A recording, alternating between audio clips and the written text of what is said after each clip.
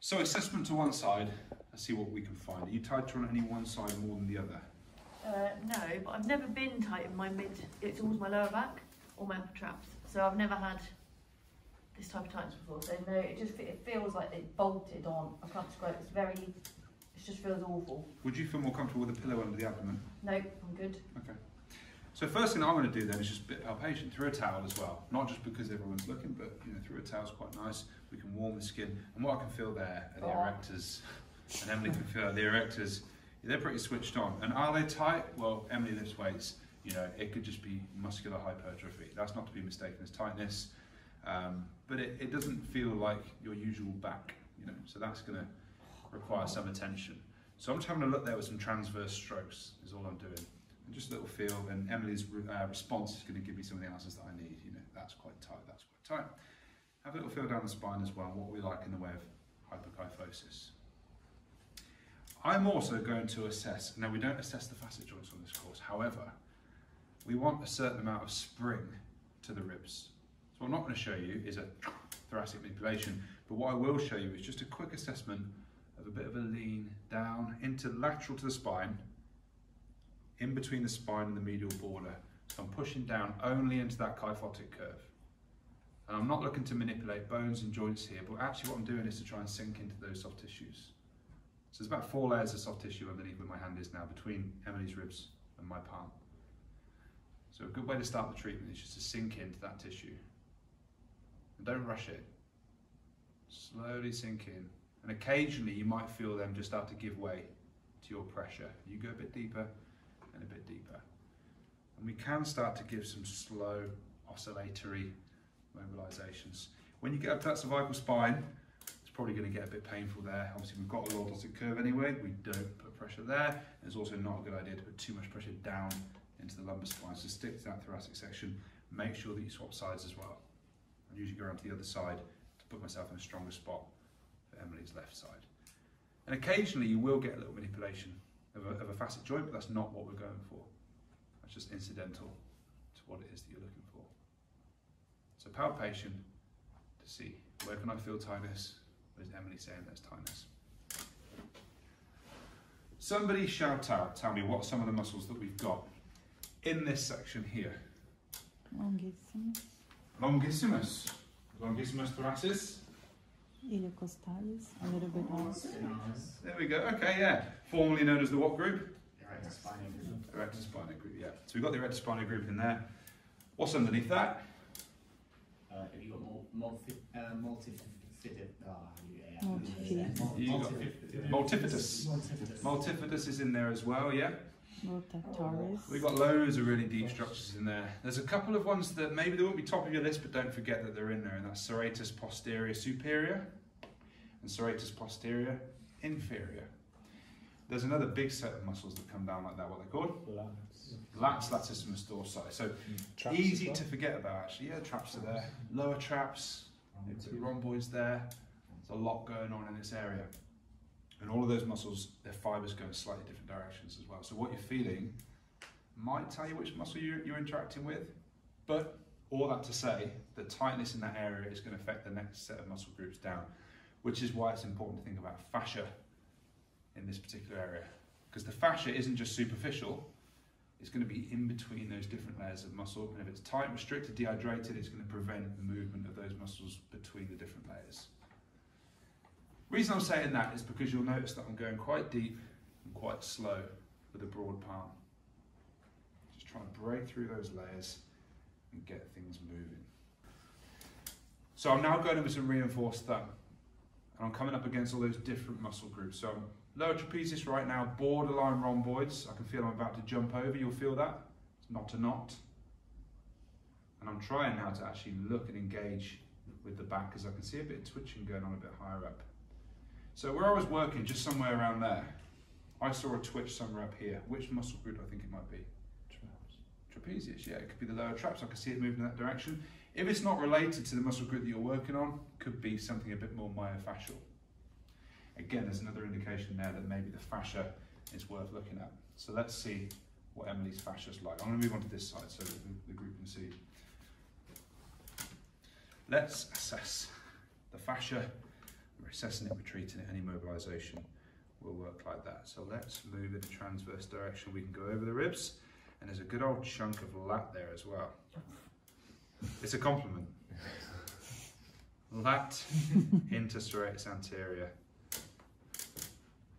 And we're looking to see how does that fascia move. Trying to lift it up and roll along. Some people hate. Have you guys done skin rolling yet? No. Good, okay, well Good here you go. introduction. Yeah.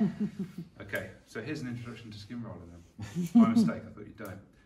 So we're lifting up, pushing the thumbs along. And what you'll find, I mean, with me, I've got very stretchy fascia. Emily's got pretty stretchy fascia as well.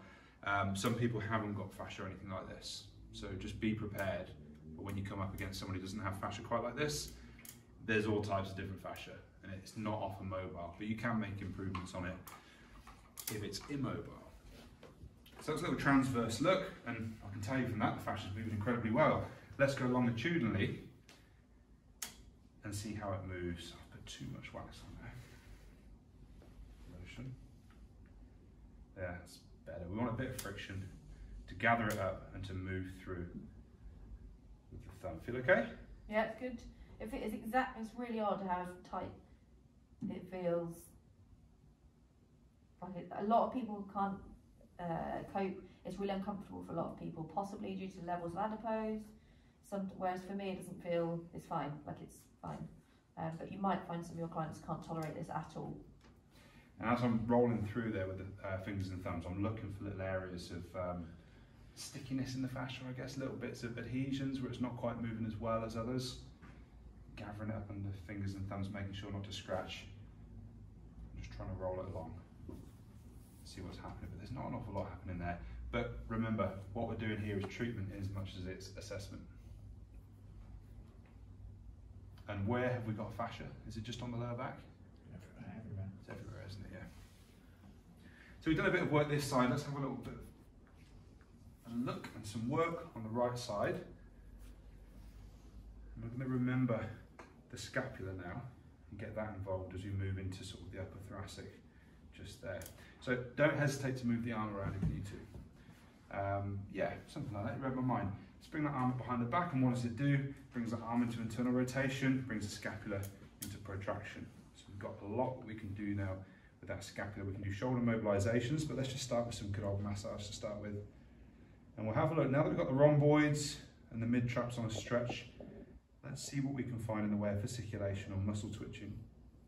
Let me know if there's anywhere particularly tender around there, okay? Twitch, twitch. You seeing it? Yeah, if you can't, come around so you can. Using the thumb to palpate so I can keep the space open and see what's happening. If I do have a fasciculation, you haven't seen it, you should try and see it so that you know what Liam's on about. Yeah, there's some really good ones around here into the lower trap, so come around. I can't see you, so it's fine. Have a go. So have a look, you can see just there when I'm pressing in. Have a look in that direction there. Twitch. Oh, there's one there, there's one there. So very twitchy, easier to see on Emily because good muscular development, lean. So there's less getting in the way. So that might be an indication of a little trigger point somewhere around there, and I can feel it as well, and I can repeat the twitch.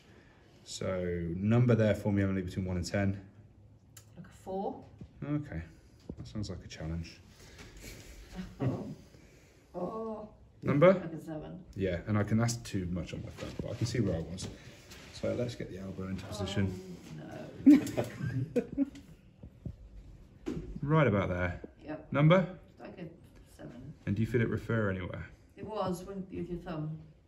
But not now? No. Okay. Take a few deep breaths. Move with the rise and fall of the rib cage because it's going to come up and down. Don't just dig into them regardless. And have some patience, wait for that to dissipate. Let me know when it's dropped down to a 4 or 5. Okay, deep breath. Breathe out, relax. Good. Lean in a bit more. Number? 5. Okay, so it's not gone up as high as I would have expected, but I'm already in there quite deep. So what can we do a bit differently?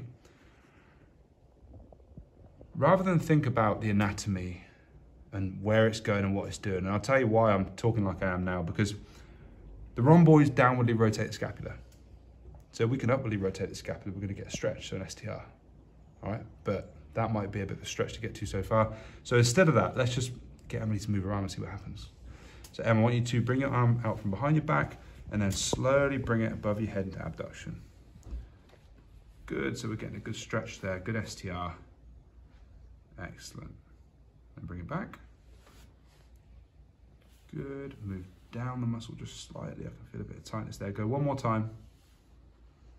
So a bit of an active STR. And back. Good, just relax the arm. Excellent, it's a lot of deep pressure. We can see the erythema now start to rush in. So let's loosen that all off.